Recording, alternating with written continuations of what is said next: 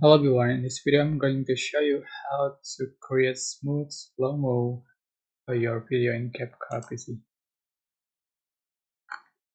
Then select your video you want to edit and I'm going to split 4, and for this section I'm going to select speed and select normal speed and swipe to the left or slower,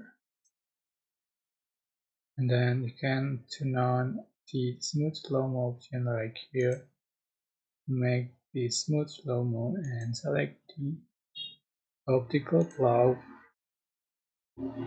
so it's processing. Just wait, it takes a long time according to the duration of your video.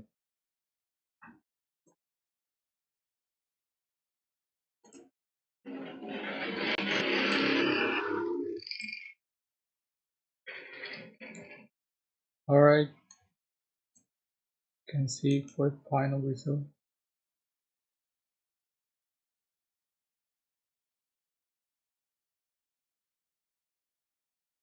Yeah, so basically I hope it was helpful for you guys. Don't forget to like, comment, share and also subscribe.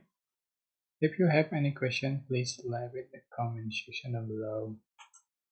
And thank you so much for watching.